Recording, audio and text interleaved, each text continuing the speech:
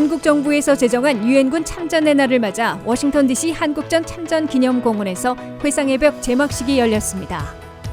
미 연방준비제도가 정례 회의를 마치면서 기준금리를 6월과 같이 0.75%포인트 대폭 인상한다고 발표했습니다. 코로나 사태 속에서 폐업과 파산 신청이 쇄도했지만 창업 열풍도 거세게 불었던 것으로 조사됐습니다. 미국이 국내 반도체 생산과 과학기술 개발에 2,800억 달러를 투자하는 법안을 통과시키며 첨단 분야 경쟁력 강화에 뛰어들고 있습니다. 메가밀리언 당첨금이 10억 달러로 치솟으면서 미국의 복권 열풍이 불고 있습니다. 여러분 안녕하십니까? 워싱턴 뉴스 투데이입니다. 7월 27일 1953년에 맺어진 한국전쟁 정전협정일이자 대한민국 정부에서 제정한 유엔군 참전의 날인 오늘 워싱턴 DC 한국전 참전기념공원에서 회상의 벽 제막식이 열렸습니다. 벽면에 새겨진 이름들의 희생으로 지켜진 대한민국과 자유민주주의, 그 가치를 위해 싸우다 전사한 43,808명의 이름을 이제 오랫동안 기억할 수 있게 됐습니다. 김지수 기자가 보도합니다.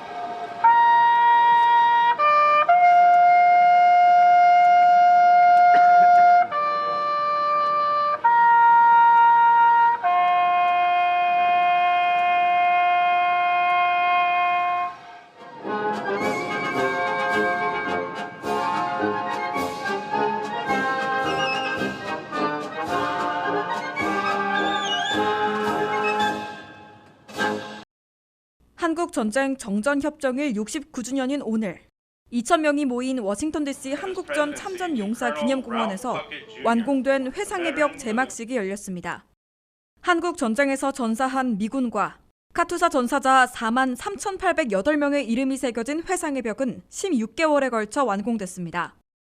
이로써 회상의 벽은 미국 워싱턴 DC 한국전 참전용사 기념공원에 당시 한국전쟁에서 희생을 바친 용사들을 추모하는 상징으로 남게 됐습니다.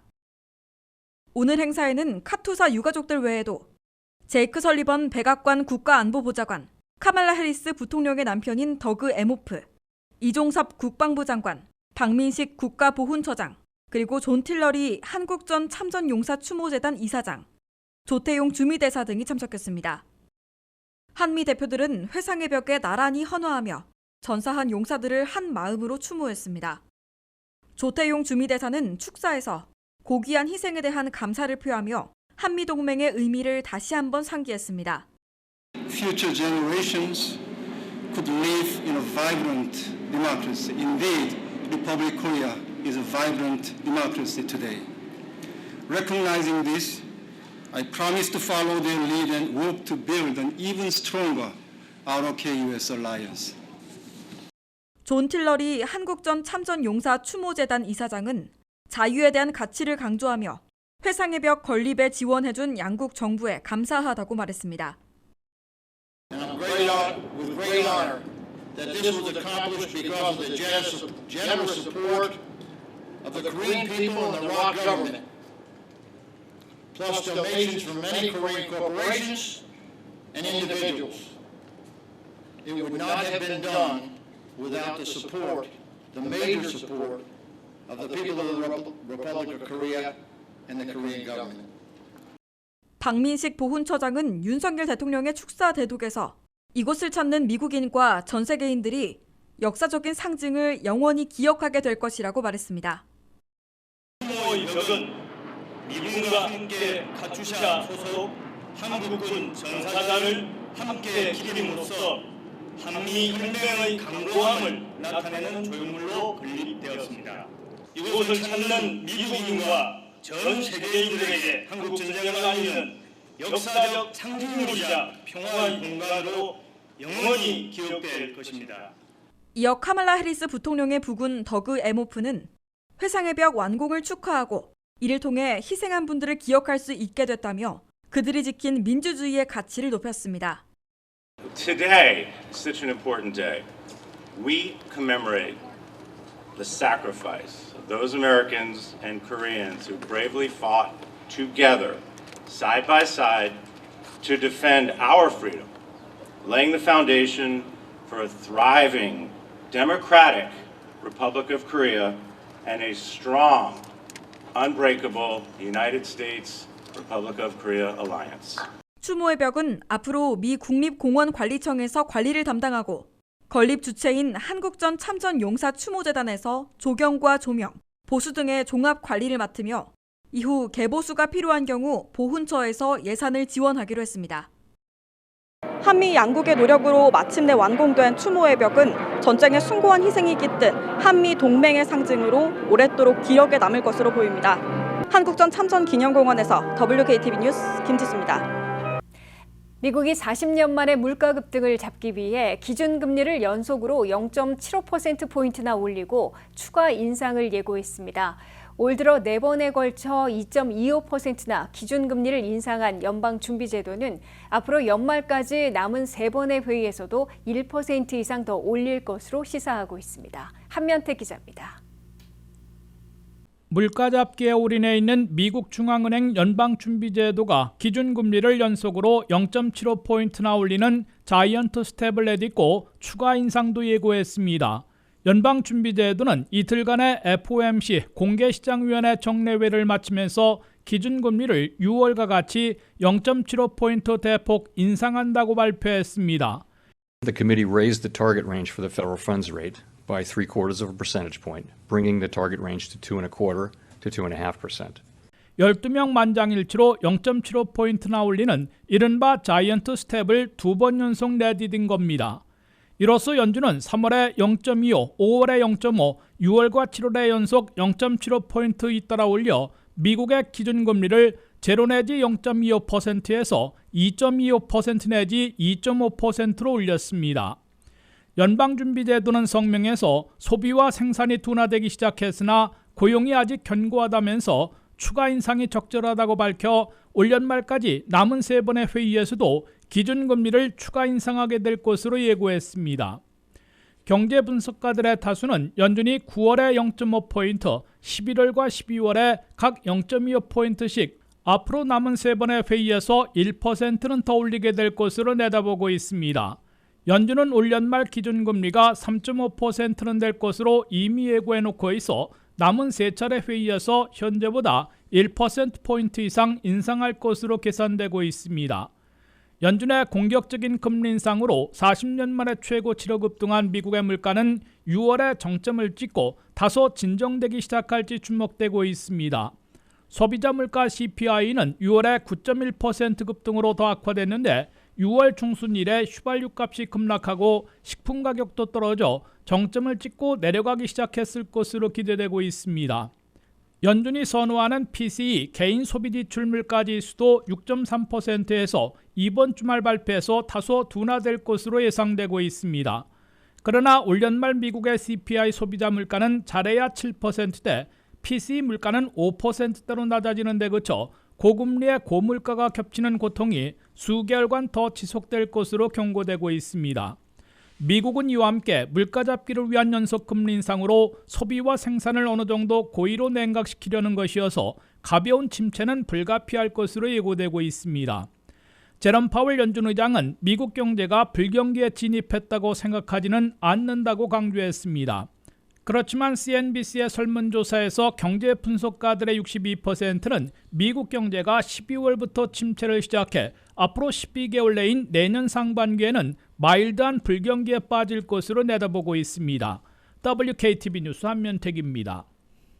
코로나19 사태를 맞으며 오프라인 소매업계의 폐업과 파산 신청이 쇄도했지만 이에 못지않게 창업 열풍도 거세게 불어 팬데믹 시대 새로운 경제 지평을 열었다는 평가를 받고 있습니다. 자세한 소식 김윤미 기자가 전합니다.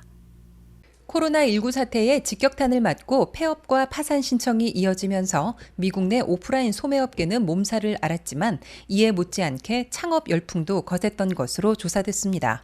연방노동부 노동통계국에 따르면 2020년 상반기 1,000개 이상의 외식업, 건축업, 도매업, 유흥업 등이 폐쇄했지만 이후 하반기에는 폐업 숫자를 능가하는 창업 열기가 불면서 교육 관련 서비스업과 헬스케어, 건축업, 금융업 등이 잇따라 창업 대열에 합류했습니다. 최근 창업한 업주들의 창업 의도를 들여다보면 줄어든 수입을 보충할 목적으로 기존의 취미나 재능을 활용해 창업하거나 새로운 벤처 형태의 기업 구성이 주를 이뤘는데, 가령 팬데믹으로 원격 근무에 들어갔던 근로자들이 출퇴근 시간을 활용해 아이디어를 구상해내 창업을 하거나 요식업 비즈니스를 폐업하고 음식 포장, 배달 서비스 사업을 하는 한인들도 많아졌습니다. 반드시 신규 창업이 아니더라도 우버와 리프트 등 플랫폼 기업의 프리랜서 등록 사업자 등도 급증하며 여러 형태의 창업과 일자리가 늘어났습니다. 2021년 4월부터 올해 5월 사이 전국적으로 자발적인 퇴직자들이 매월 400만 명이 넘게 발생해 2000년 이후 최고 수준을 기록했습니다. 이 같은 결과는 2021년 가을 당초 경제 전문가들의 예상이 빗나갔음을 확인시켜주고 있습니다. 그들은 학교가 개학을 하고 미국 정부에서 지원해주는 실업급여 및 혜택이 종료되기 때문에 자진 퇴사자 수가 줄어들 것으로 전망했었습니다. 그런데 팬데믹 시기 바로 이 자진 실업자들이 창업 열풍을 이끌면서 새로운 벤처 형태의 기업 구성을 주도하고 있는 겁니다. 지난 2019년 버지니아와 메릴랜드, 워싱턴 DC의 기업 허가 신청 건수는 17만 6천 건이었으나 2020년에는 21만 9천 건, 2021년에는 26만 2천 건으로 두 자릿수 증가세를 기록했습니다. 전문가들은 이 같은 최근의 창업 열풍은 팬데믹 기간 부수적으로 생긴 현상이라고 말합니다. 존 홀티 웨그너 메릴랜드 대학 교수는 팬데믹 기간을 보내면서 경제에 새 판을 짜고 있다는 사실을 인식하게 됐다면서 팬데믹 초기 경제가 크게 침체됐다가 이후 빠른 속도로 발전했던 이유를 새로운 창업 기업이 큰 역할을 한 것으로 평가했습니다. 그는 새로운 창업 세대는 이전 세대와 달리 직장 문화의 혁신과 함께 새로운 기업 문화를 만들어가고 있다면서 이들은 대체적으로 팬데믹 기간 동안 해고된 이들이기 때문에 보다 건설적인 노사관계를 생각한다고 전했습니다.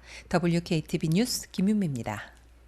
미국의 국내 반도체 생산과 과학기술 개발에 5년간 2,800억 달러를 투자하는 법안을 통과시키며 중국, 독일 등과의 첨단 분야 경쟁력 강화에 뛰어들고 있습니다.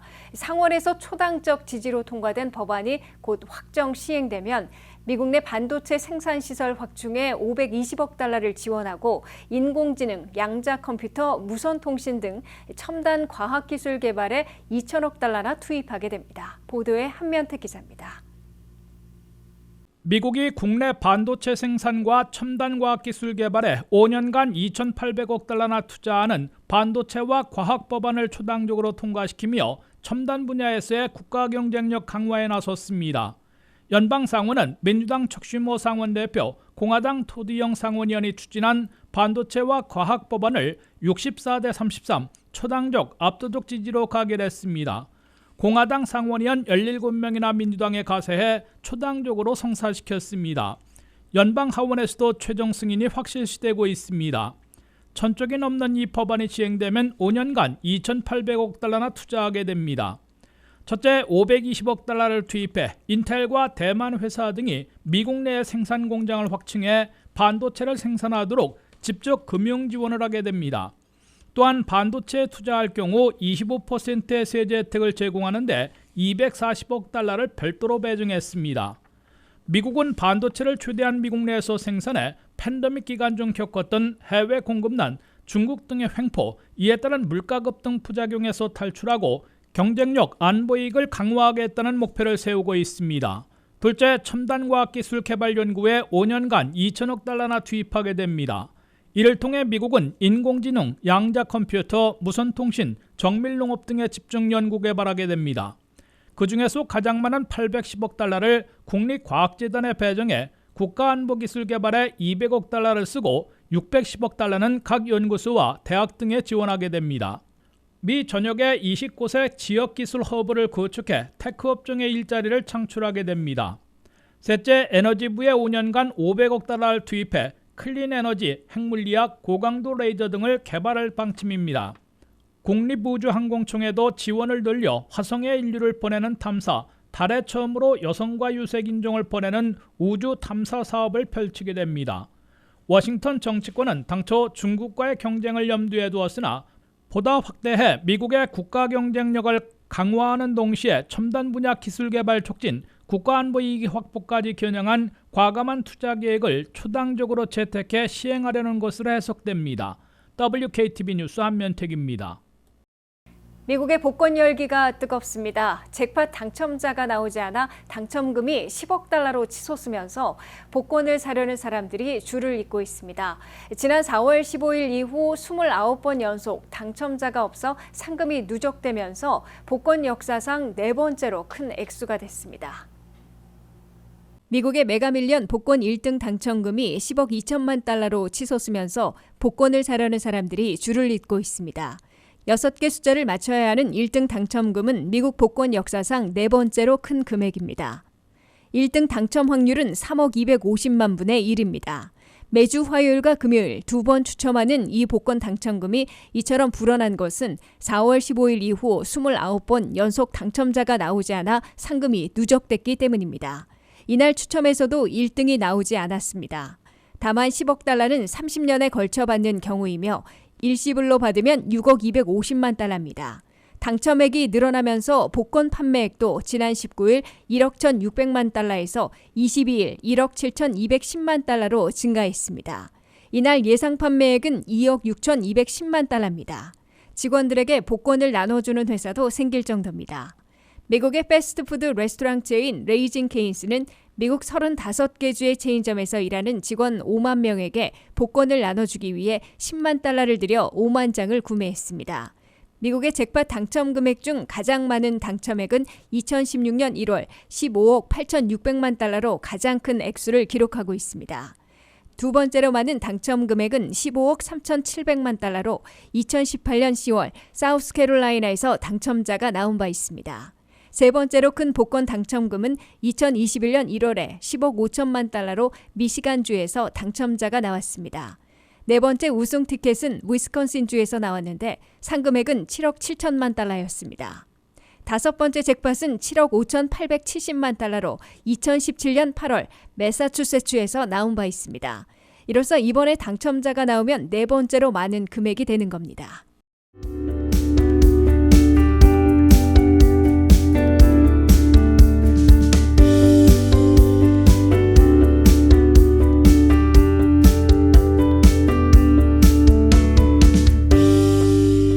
이상으로 워싱턴 뉴스투데이를 마치겠습니다. 시청해주신 여러분 고맙습니다.